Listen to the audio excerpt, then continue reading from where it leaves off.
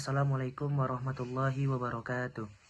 Perkenalkan, nama saya Lorfren, NIM 1123012.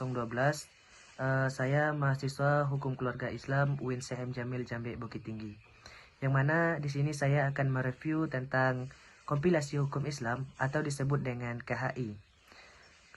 Kompilasi hukum Islam ini terdiri dari 3 bab, yang mana bab pertama tentang perkawinan, bab yang kedua tentang kewarisan, dan bab yang ketiga tentang perwakafan. Kompilasi hukum Islam adalah kumpulan aturan hukum Islam yang digunakan sebagai pedoman, khususnya di pengadilan agama di Indonesia.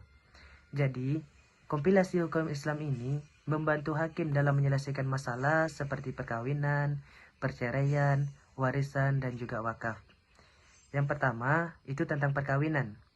Dalam KHI atau dalam kompilasi hukum Islam, dijelaskan secara lengkap tentang aturan pernikahan dalam Islam, seperti syarat sahnya nikah, yang mana syarat sahnya nikah itu harus ada mempelai laki-laki, perempuan, wali, saksi, ijab dan qabul, dan juga mahar. Selain itu, juga diatur hak dan kewajiban suami istri agar rumah tangga bisa berjalan dengan baik dan harmonis. Dan yang kedua tentang perceraian, yang mana kompilasi hukum Islam menjelaskan bahwa perceraian dalam Islam bisa terjadi melalui talak dari suami atau gugatan dari istri. Yang mana perceraian dianggap sah apabila perceraian dilakukan di hadapan pengadilan. Apabila perceraian dilakukan tanpa di hadapan pengadilan, maka perceraian tersebut dianggap tidak sah. Dan yang ketiga tentang kewarisan. Dalam kompilasi hukum Islam, diatur siapa saja yang berhak menerima warisan dan bagaimana pembagiannya sesuai hukum Islam. Tujuannya agar pembagian harta itu bisa adil dan tidak menimbulkan konflik di kemudian harinya. Dan yang terakhir itu yang keempat tentang wakaf.